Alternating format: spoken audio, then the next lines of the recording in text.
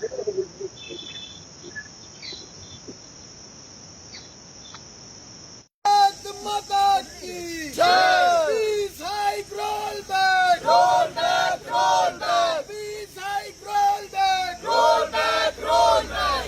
को लूटना बंद करो, बंद करो, बंद करो, बंद करो, बंद करो। जम्मू यूनिवर्सिटी और कश्मीर यूनिवर्सिटी की फीस में अंतर क्यों?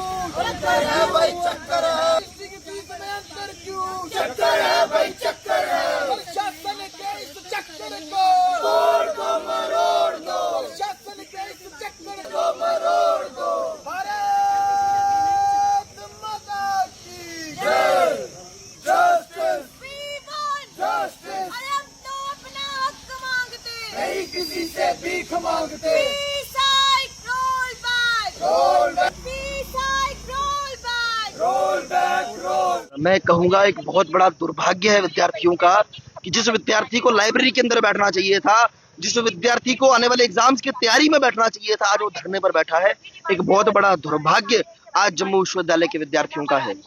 ये धरना विद्यार्थी परिषद का कोई नया धरना नहीं है। विद्यार्थी परिषद ने पिछले साल भी इस विषय को लेकर के धरना किया था और हमारी मांग ये थी कि जम्मू विश्वविद्यालय जो पीआई की नीति है इसे बदलने का काम करे।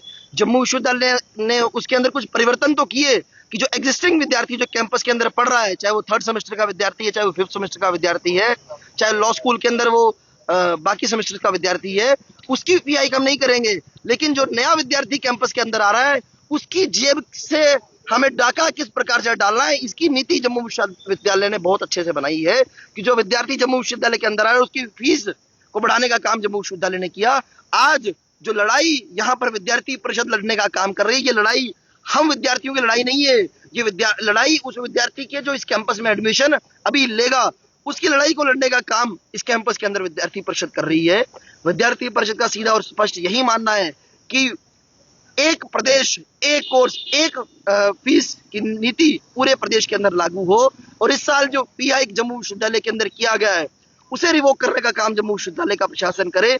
और जो यूनिवर्सिटी काउंसिल का डिसीजन है कि हर वर्ष 10% की दर से हम फीस को बढ़ाने का काम करेंगे, उसे वापस लेने का काम जम्मू विश्वविद्यालय का प्रशासन करे।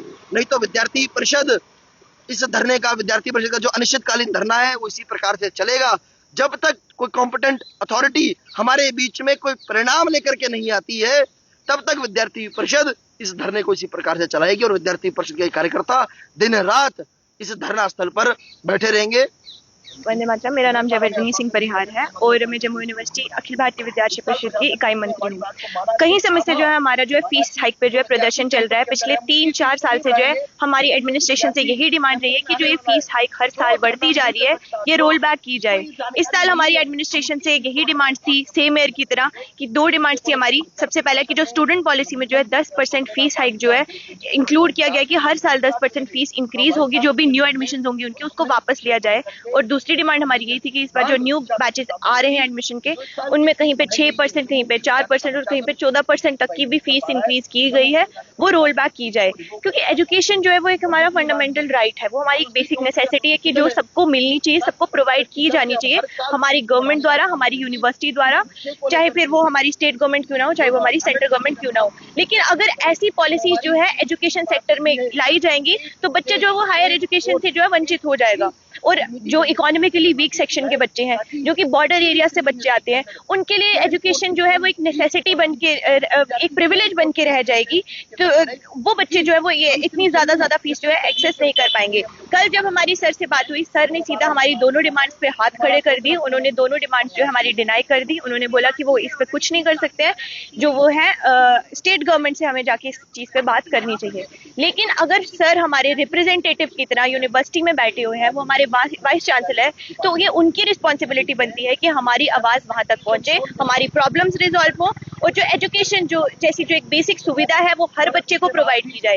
और हमारी जो फीस की जो है रीडिस्ट्रीब्यूशन होनी चाहिए। एंड अगर वो रीडिस्ट्रीब्यूशन नहीं कर रहे तो एटलीस्ट एक ट्रांसपेरेंसी जो है मेंटेन करके रखनी चाहिए कि हमारी फीस कहाँ यूज हो रही है, हमारी फीस किस जगह पे यूज हो रही है, क्या इंफ्रास्ट्रक्चर हमें मिल रहा है। क्योंकि कश्मीर यूनिवर्सिटी और जम्मू यूनिवर्सिटी की बात की जाए, उनके कंपैरिजन की बात की जाए, सेम कोर्सेज वहाँ पे 10,000 में मिल रहे हैं, जो जम्मू यूनिवर्सिटी में जो है 18 से 19,000 में मिल रहे हैं। सेम BLLB का कोर्स जो यहाँ पे 46,000 में मिल रहा है, वहाँ पे वो 13,000 में जो है स्टूडेंट्स को प्रोवाइड किया जा रहा है। जम्मू यूनिवर्सिटी में मेरे को लगता है कि जब से यूनिवर्सिटी बनी है तब से हमारे हॉस्टल्स बने हुए हैं, तब से हमारा इंफ्रास्ट्रक्चर बना हुआ है, तो वो हमारे इंफ्रास्ट्रक्चर वाली फीस जो है, हमारी ग्रीन सेस फीस जो उन्होंने बढ़ाई गई है, जो हमारी डिजिटलाइजेशन की फीस बढ़ाई गई है, वो कहाँ यूज हो रही है।